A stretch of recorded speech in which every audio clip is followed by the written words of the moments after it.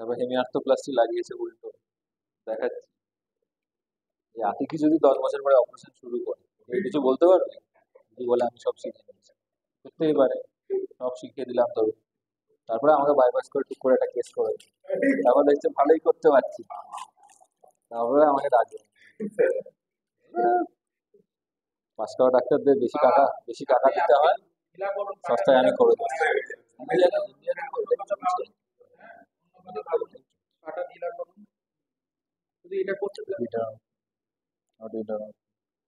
পা একদম ঢিলা রাখবেন বাবা, ঠিক আছে? কোনো চিন্তা নেই। একটু জাস্ট ওই রক্ত নিলে যেমন ব্যথা হয়, ফুসফুটালে যেমন ব্যথা হয় ওরকম ব্যথা হবে, চিন্তার কিছু নেই। ব্যাস ব্যাস,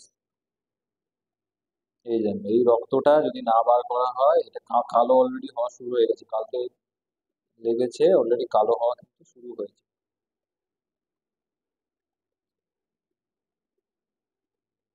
যে কোনো ধরনের হাঁটুর ভেতরে লিগামেন্ট টিয়ার হলে, বা প্রক্সিমাল টিবিয়া, ডিস্টাল ফিমার বা প্যাটেলা ফ্র্যাকচার হলে সবসময় ব্লাড জমে। এর মধ্যে ফেলে দেবো, অলরেডি বেরোচ্ছে, তার মানে প্রেসারে আছে। হ্যাঁ, অলরেডি রক্তটা বেরোচ্ছে এবং বের করে দিতে হবে, হু করে বেরোবে, ভালো প্রেসার আছে, আমাকে বেশি টানতেও হচ্ছে না। Proximal tibia fracture, patella fracture, distal femur fracture, ACL, PCL, meniscus tear, হ্যাঁ, বা অনেক সময় বাচ্চাদের, ছোটদের, হ্যাঁ, অস্টিওকন্ড্রাল ফ্র্যাকচার হয়। এক্সরে দেখবেন কোনো ফ্র্যাকচার নেই, তো হাঁটু ফুলে গেছে। প্যাটেলার প্যাটেলার ডিসলোকেশনের সময়, হ্যাঁ, যেমন শোল্ডার ডিসলোকেশনের সময় জিটি ফ্র্যাকচার হয়, হ্যাঁ, এরকম প্যাটেলার ডিসলোকেশনের সময় অস্টিওকন্ড্রাল ফ্র্যাকচার হয় প্যাটেলার। ইয়াং পেশেন্টদের বেশি হয়, যাদের ভালনেস নিয়ে থাকে, তাদের প্যাটেলার ডিসলোকেশন হওয়ার চান্স বেশি থাকে। প্যাটেলার ডিসলোকেট হওয়ার সময় ফিমারে ঘষা লাগে, সেখান থেকে ফ্র্যাকচার হয়। বেশিরভাগই মিডিয়াল প্যাটেলোফিমোরাল লিগামেন্ট টিয়ার হয়ে যায়, মানে এই দিকে লিগামেন্ট টিয়ার হয়ে গেলে প্যাটেলাটা বাইরের দিকে সরে আসে।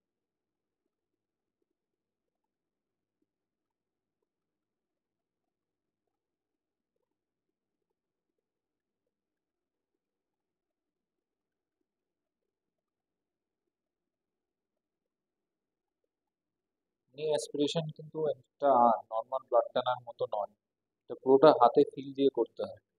Ideally it should be done under USG guidance. নিডলটা থাকে হচ্ছে প্যাটেলার নিচে, প্যাটেলার কোয়াড্রিসেপস টেন্ডনের নিচে আর ফিমারের উপরে, বুঝতে পেরেছেন? এখানে প্যাটেলা আছে, প্যাটেলার নিচে আছে, প্যাটেলার সাথে উপরে কোয়াড্রিসেপস টেন্ডন, নিচে প্যাটেলার টেন্ডন আছে, আর ফিমারের উপরে সাইনোভিয়াম থাকে অ্যান্টেরিয়র। ঠিক দেখেছে, টিকারের সময় দেখিয়েছে ওকে, ওইখানে নিডলটা থাকে, সাইনোভিয়াল ক্যাভিটি। যা কিছু হাঁটুর মধ্যে জমবে সব সাইনোভিয়াল ক্যাভিটির দিকে উঠবে, নিচে যাওয়ার জায়গা নেই, নিচে যাওয়ার জায়গা আছে উপরে। মোটামুটি হয়ে গেছে, ঠিক ঠিক করে পাঠাতে হচ্ছে না বলে আর হচ্ছে না। হ্যাঁ, একটু ইন্টারনাল রোটেট করো। হ্যাঁ, এই গ্লাভসের পাওয়ারটা লাগলে আমার ডামাটা রিলিজ হচ্ছে, তাই ভাবছি যে হাতটা চলছে না। গ্লাভস পরার সাথে সাথে আঙুলে ব্যথা শুরু হয়ে গেল, জ্বালা শুরু। আর নেই, ইয়ার চলছে, আর নেই, আর নেই, থাকলে আর বেরোবে। প্রায় 3 ছিপি মতো বেরোলো, তাই না?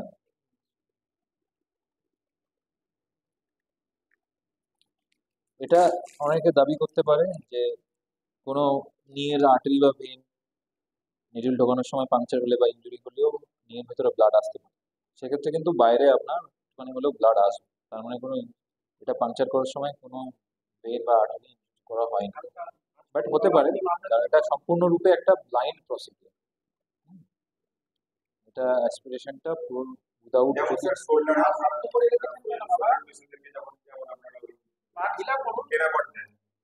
তখন ওটাও তো স্যার একটা ব্লাইন্ড প্রসেস, একদম আমরা ডিটেক্ট করেছেন আসলে জয়েন্টের মধ্যে নাও যেতে পারে। যায় না তো, অনেক সময় জয়েন্ট যদি খুব আর্থারাইটিক থাকে, রোটেটর কাফ টেন্ডিনোপ্যাথি থাকে, জয়েন্ট স্পেস কমে গেলে হাঁটুর ক্ষেত্রে বা আপনার শোল্ডারের ক্ষেত্রে জয়েন্টের ভেতরে যাবে। পা সোজা করে নিন, পা সোজা করুন।